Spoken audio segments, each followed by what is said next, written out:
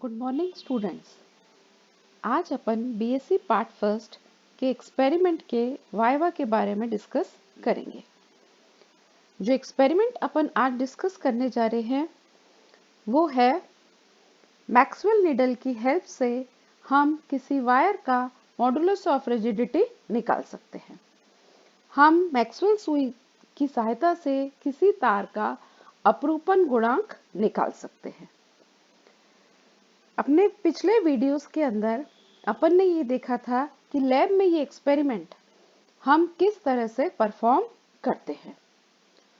अब इस एक्सपेरिमेंट को परफॉर्म करने के लिए कुछ इम्पोर्टेंट पॉइंट्स हैं जो अपने को आने चाहिए और कुछ इम्पोर्टेंट क्वेश्चंस हैं इस एक्सपेरिमेंट से रिलेटेड जो वाइवा में पूछे जा सकते हैं। आज अपन उन्हीं वाइवा बेस्ड क्वेश्चंस के ऊपर अपना मेन फोकस रखेंगे। तो अपना जो पहला क्वेश्चन है, फर्स्ट क्वेश्चन है, प्रत्यास्थता क्या होती है? What do you mean bye elasticity?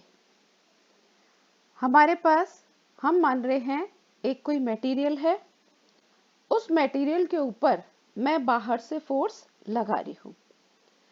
जैसे ही हम उसके ऊपर फोर्स लगाते हैं तो वो बॉडी अपने अंदर होने वाले चेंजेस का अपोज करती है, अपने अंदर आने वाले परिवर्तनों का विरोध करती है, और जैसे ही हम बाहर वाले फोर्स को हटाते हैं तो वो बॉडी अपनी ओरिजिनल स्टेट के अंदर आ जाती है।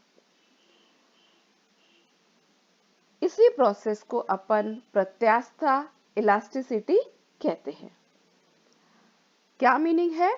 The property by virtue of which a body regain its original size and shape when external forces are removed. तो नेक्स्ट क्वेश्चन है, what do you mean by stress? प्रतिबल क्या होता है?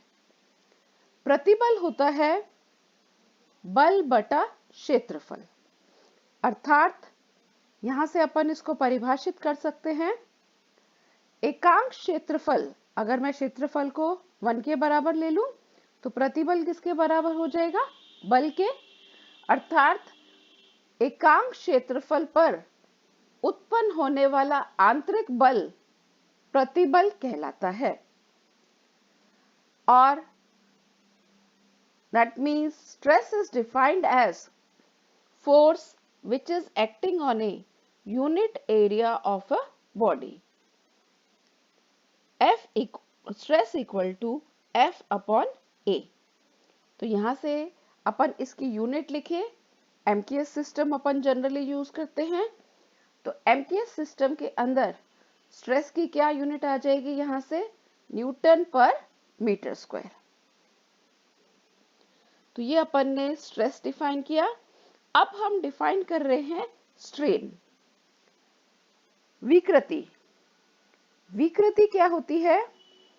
हम किसी वस्तु के ऊपर बल लगा रहे हैं, तो बल लगाने से क्या होगा?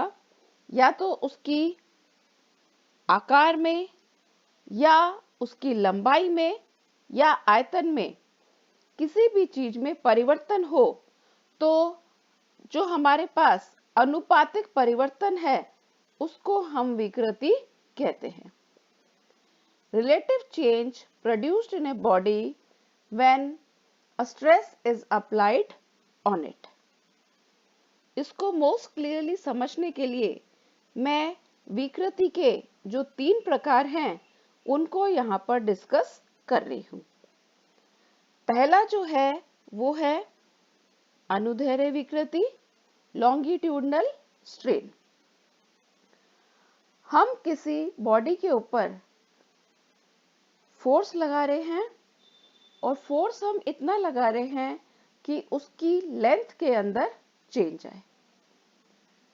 मैं मान लूं उस वस्तु की ओरिजिनल लंबाई थी मेरे पास कैपिटल एल के बराबर, और उसके ऊपर बल लगाने से जो उसकी लंबाई में परिवर्तन आया है उसको मान रही हूं मैं डेल्टा एल के बराबर।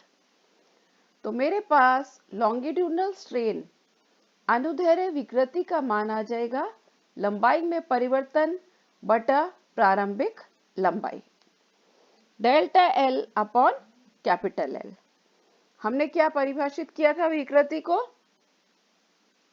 कि बल लगाने पर जो अनुपातिक परिवर्तन हो रहा है, मतलब यहाँ पर अनुपातिक परिवर्तन क्या है, लंबाई में परिवर्तन बटा उसकी तुलना हम किससे कर रहे हैं, प्रारंभिक लंबाई से। तो delta L upon capital L, इसको अपन अनुदैर्ध्य विकृति कहते हैं। Longitudinal strain is defined as the change in length upon original length. तो ये अपने पास एक प्रकार की विकृति है।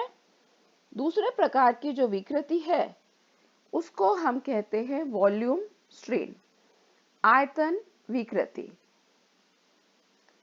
जैसा कि नाम से ही पता लग रहा है, हम किसी वस्तु के ऊपर बल लगा रहे हैं, तो बल लगाने से उसके आयतन के अंदर, वॉल्यूम के अंदर चेंज आ रहा है। तो वॉल्यूम में अंदर जो चेंज आ रहा है उसको डिफाइन करने के लिए हम वॉल्यूम स्ट्रेन ले रहे हैं। वॉल्यूम स्ट्रेन क्या है, change in volume upon original volume. आयतन विकृति का सूत्र हो गया आयतन में परिवर्तन बटा प्रारंभिक आयतन। अगर मैं चेंज इन वॉल्यूम मान लूं डेल्टा वी जो वॉल्यूम है ये मेरे पास चेंज के बराबर है, और ओरिजिनल वॉल्यूम मैं ले रही हूं वी। तो वॉल्यूम स्ट्रेन का मान आ जाएगा डेल्टा वी अपॉन वी। और यहां से अपन देख सकते हैं कि हमारे पास ये एक रेशियो है, और ऊपर भी आयतन है, नीचे भी आयतन है। तो विकृति की कोई भी इकाई नहीं होती, इट इज यूनिटलेस क्वांटिटी।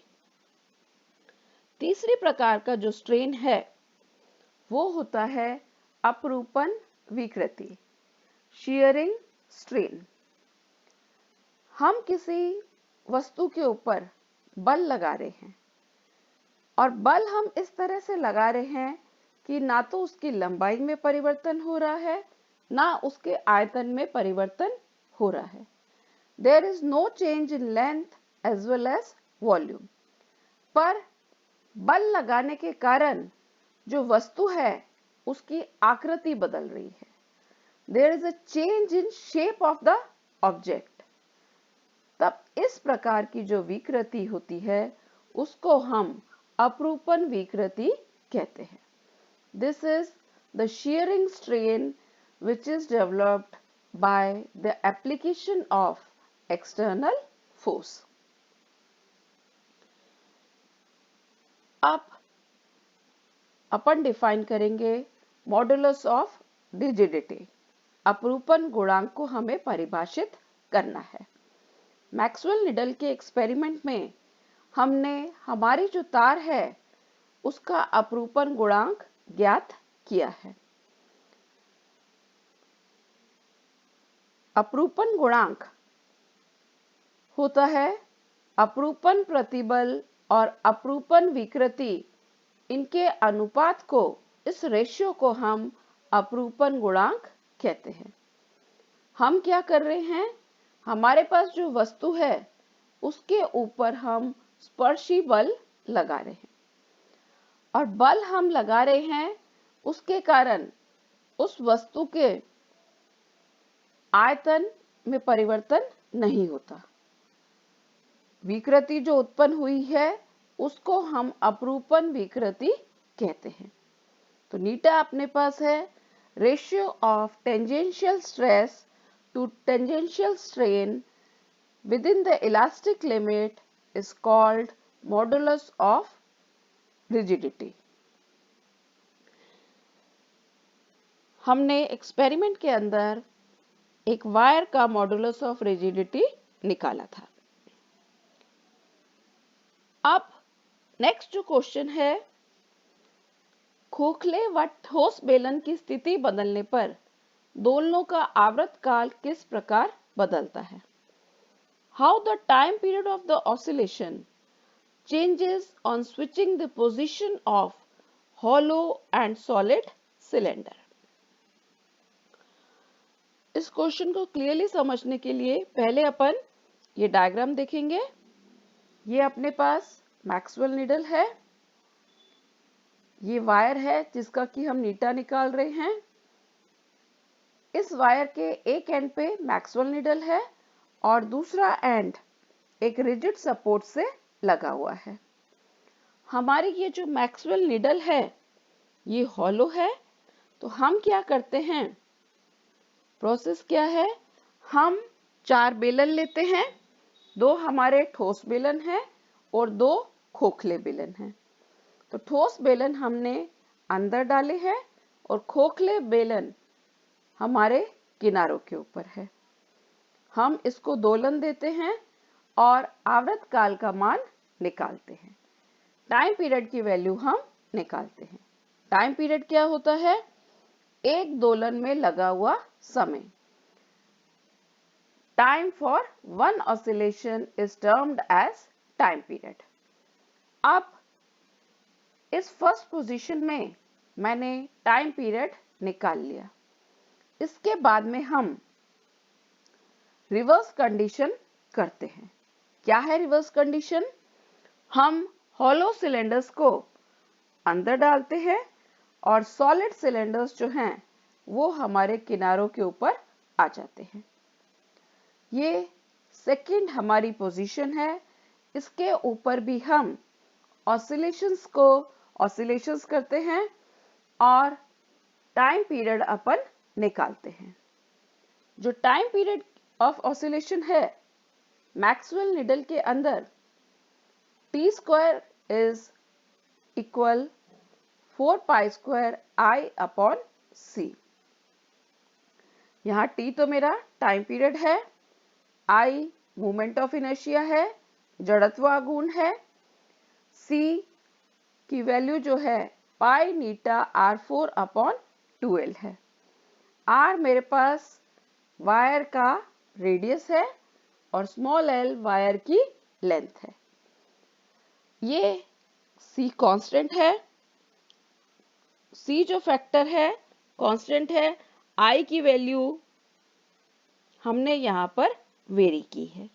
कैसे वेरिएशन किया है, हमने सॉलिड और हॉलो सिलेंडर्स की पोजीशन को बदला है। दैट मीन्स हमारा जो आवर्त काल है, इस सूत्र से अपन देखें तो T is directly proportional to under root I.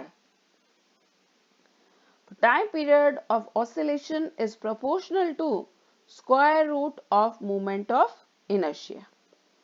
तो दोलनों का आवर्त काल जो है वो जड़त्व आघूर्ण के मान के ऊपर निर्भर होता है और हम जैसे ही हमारे जो सिलेंडर्स हैं उनकी पोजीशन को इंटरचेंज करते हैं, पोजीशन इंटरचेंज करने से जड़त्व आघूर्ण का मान बदलता है।